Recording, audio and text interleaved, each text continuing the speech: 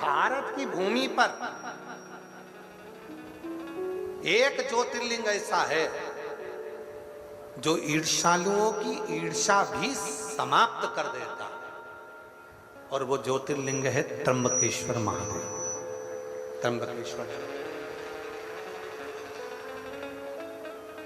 गौतम बाबा पर गौ हत्या का दोष लगा दिया था।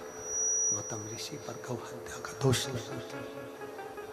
गौतम बाबा पर जब गौ हत्या का दोष लगा,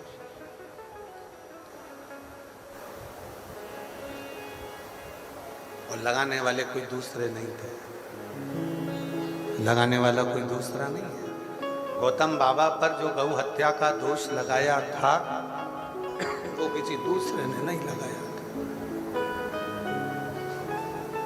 कोई दूसरा नहीं लगाया।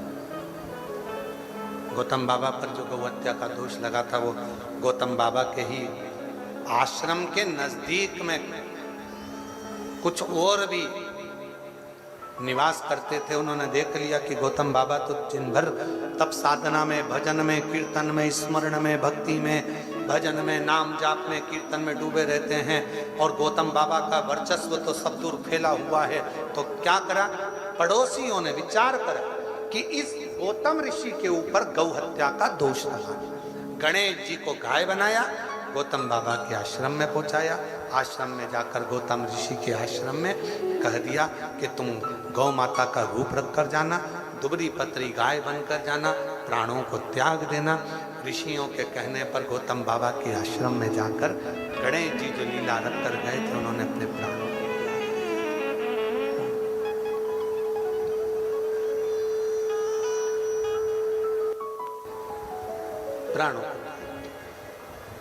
सबने मिलकर गौतम बाबा पर गौ हत्या का दोष लगा। संसार का मनुष्य, एक मानव और एक महादेव, दोनों में अंतर है। मानव दोष देखता है और महादेव किसी में दोष नहीं देखते, वो केवल गुण देखते हैं, केवल गुण। आप स्नान करें कि नहीं करें, महादेव को मतलब नहीं। आपने कौन से कपड़े पहने, महादेव को मतलब नहीं। आपने क्रीम पाउडर लगाया कि नहीं लगाया, महादेव को मतलब नहीं। कौन सी गाड़ी में चल रहे हो, महादेव को मतलब नहीं। महादेव को तुम्हारी गाड़ी से मतलब नहीं है, महादेव को तुम्हारे आभूषण से मतलब नहीं है, महादेव को तुम्हारे कपड़े से मतलब नहीं है, महादेव को तुम्हारे साज और श्रृंगार से मतलब नहीं है। महादेव को अगर केवल महादेव देखते हैं तो केवल तुम्हारा गुण देखते हैं कि तुम किस भाव से, किस आनंद के साथ में आप भगवान शंकर के पास आए हो। आपके मन में कोई कपट तो नहीं है, आपके हृदय में कोई छल तो नहीं, आपके हृदय में कोई भेद तो नहीं है, आपके हृदय में कोई गलत भाव तो नहीं है। महादेव केवल वही देखकर तुम्हारे सामने तुम्हारे गुण अध्ययन करिएगा। वराह पुराण में उसको पढ़िएगा। पृष्ठ संख्या 227, अध्याय 129, वराह पुराण, आप उसमें पढ़िएगा। एक चरित्र मिलेगा बड़ा सुंदर। शिव का एक भक्त है, पर हे असुर, राक्षस है, असुर है, असुर प्रवृत्ति है उसकी, और नाम है उसका गुड़ाकेश। उसका नाम है गुड़ाकेश, और वो गुड़ाकेश वराह पुराण कहती है वो गुड़ाकेश असुर है, बहुत उपद्रव मचाता है, बहुत उत्पात मचाता है, बहुत उत्पात।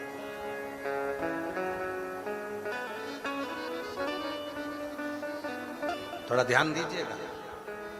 चांदी के बर्तन से अगर आप पूजन कर रहे हो तो चांदी के बर्तन को सिद्ध करना पड़ेगा। सोने के बर्तन से अगर आप पूजन कर रहे हो तो सोने के बर्तन को सिद्ध करना पड़ेगा। स्टील के बर्तन से आप पूजन कर रहे हो तो स्टील के बर्तन को सिद्ध करना पड़ेगा।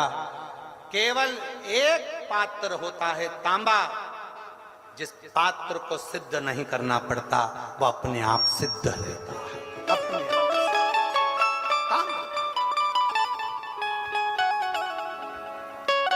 बरहा पुराण कर रही है, शिव पुराण वर्णन कर रही है।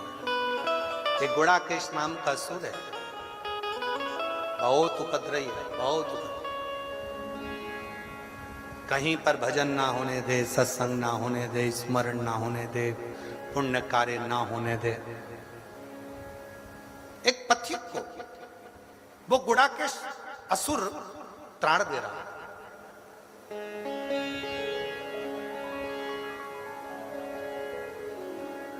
बहुत ताड़ दे रहा। अब वो गुड़ाकेश असुर जब बार बार तार दे रहा था तो वहीं से उसी समय पर नंदी का निकलना हुआ, नंदी का आगमन, नंदी का। और नंदी निकल कर जा रहे थे, उन्होंने देखा कि कोई असुर एक पथिक को कष्ट दे रहा है, कोई असुर पथिक को कष्ट दे रहा है। नंदी रुक गए और नंदी ने रुक कर कहा, भाई तुम कौन हो? वो असुर हंसा, हंसकर कहा कि मैं गुड़ाकेश असुर हूं, जाओ यहां से, नहीं तो तुम्हें भी त्राण देना प्रारंभ कर दूंगा, कष्ट देना प्रारंभ कर दूंगा। नंदी थोड़ा मुस्कुराए और कहा, ए भाई तो इनको क्यों कष्ट दे रहा? इस पथिक ने क्या दिया, क्या दिया?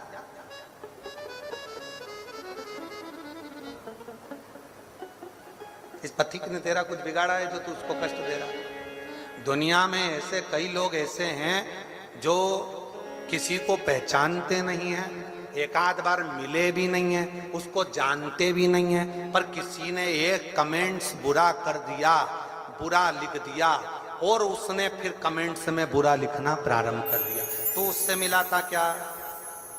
तू एक आध बार उससे मिलकर आया था क्या? नहीं मिला, फिर कमेंट्स क्यों कर रहा है? जब हम उसे पहचानते ही नहीं, हम उससे मिले ही नहीं, उसका स्वभाव ही नहीं जाना, उसका व्यवहार ही नहीं जाना, और किसी ने निंदा करी और तुमने निंदा करना प्रारंभ कर दी।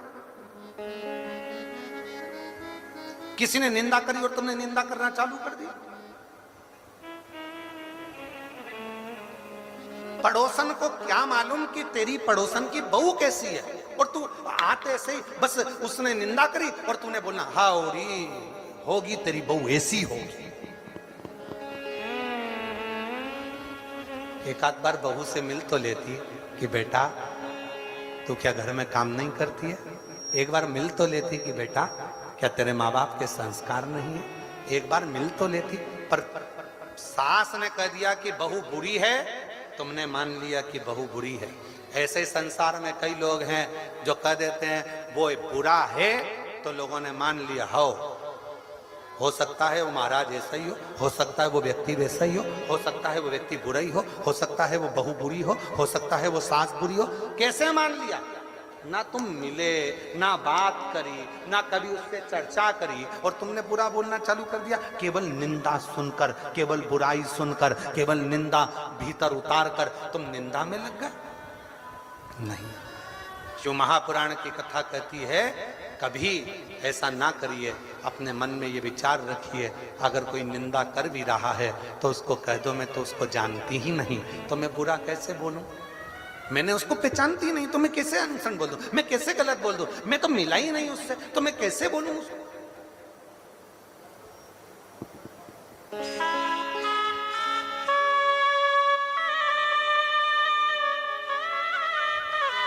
एक बात बोले हम आप लोगों को, सबसे अच्छा काम अगर किसी का लगता है तो हमको तो हमारा लगता है। क्यों? क्योंकि हम किसी से मिलते भी नहीं, बात भी नहीं करते, तो कोई हमारे पास में आके किसी की निंदा भी नहीं करता और ना किसी की बात हमारे सामने आकर बोलता। केवल 2 दिन, 5वां और 6ठा दिन थोड़ी बहुत देर जो समय होता है उस समय पर मिल लेते, बाकी के दिन तो कोई बोल भी दे के मिलने का, चलने का कहीं ना, तो और ना किसी के घर जाते और ना किसी के मिलने के लिए कोई। और सबको मालूम है कि महाराज मिलेगा तो है ही नहीं, तो टाइम बर्बाद करने से कौन सा मतलब है? जाके खड़े भी हो जाएंगे तो नहीं मिलेगा। सबको मालूम है कि मिलने वाला तो है नहीं, भजन ही करेगा वो, मिलता तो है ही नहीं।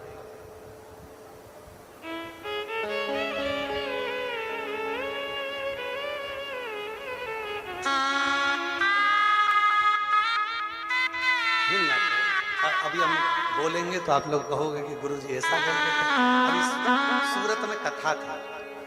सूरत को डायमंड नगरी कहते हैं, हीरे के डायमंड। अब हम क्या बोले, एक भगत आए, कहा आशीष दिया को ऐसा ऐसा है और ऐसा ऐसा क्रम है, गुरुजी को बोलो ना 5 मिनट आए। डायमंड नगरी थी। हमने कहा आशीष उनको बोलो एक डायमंड हमारे पास में है, हमारा कुबरेश्वर बाबा, एक डायमंड है हमारे पास, कोहिनूर हीरा, कोहिनूर हीरा, उसके आगे सारे हीरे फीके हैं। ये वो हीरा है जो रोता हुआ, जो जिस कामना से कथा के पंडाल में आकर बैठता है और मेरे शिव की शरणागति में बैठकर जो मांग लेता है, दुनिया क्या देगी, वो देव अधिदेव महादेव 3 महीने में उसकी झोली में डाल।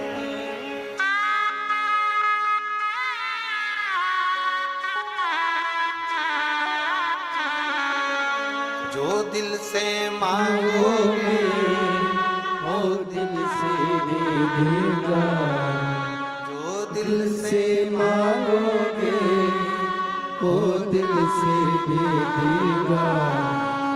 मेरा भोला भंडारी है, मेरा भोला भंडारी है, खाली झोली भर देगा। शिव महापुराण की कथा को श्रवण करने के लिए विराजमान हुए हैं श्री बहिराम देव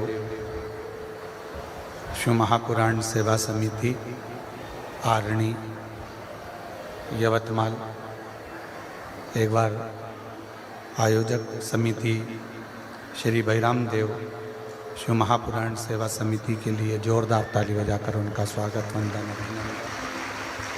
तो इस पवित्र पावन शिव महापुराण कथा का श्रवण करने का अवसर आप और हमको दिया है। इस पवित्र कथा में भगवान शिव, उगरदानी, त्रिकालदर्शी, कैलाशी, अविनाशी शंकर की ये पवित्र कथा है जिसको आप और हम सभी श्रवण करने के लिए विराजमान हैं, बैठे हैं।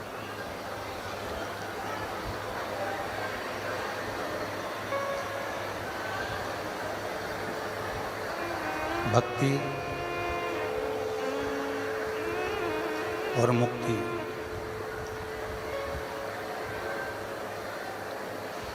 ये 2 शब्द हैं।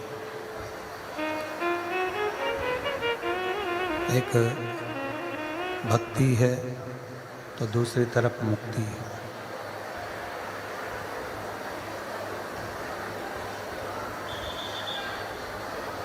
भक्ति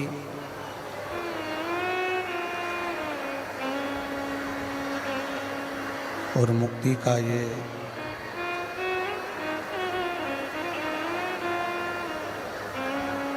भक्ति और मुक्ति का ये अनूठा संगम है शिव महापुराण की कथा।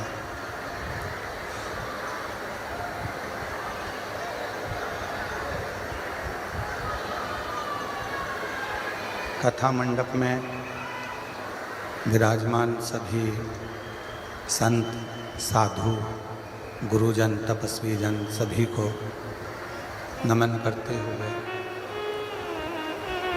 भक्ति और मुक्ति का ये अनूठा संगम शिव महापुराण की कथा।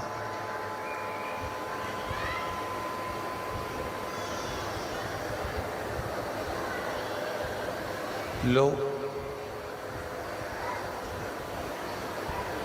मुक्ति को पाने के लिए अथक प्रयास करते हैं।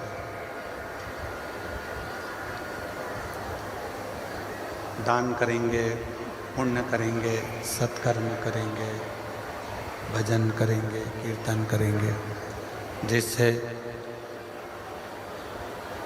मुक्ति का पथ निश्चित हो जाए। मुक्ति का पथ निश्चित हो। यहाँ आवाज़ नहीं है बिल्कुल भी, कुछ भी। बाहर भी पब्लिक में आवाज नहीं है। भक्ति शिव पुराण की कथा कहती है कि यदि जीव को मुक्ति चाहिए तो उसका सबसे पहला एक लक्ष्य राम जी के चरणों में भक्ति करे, भगवान कृष्ण की भक्ति करे, शिव की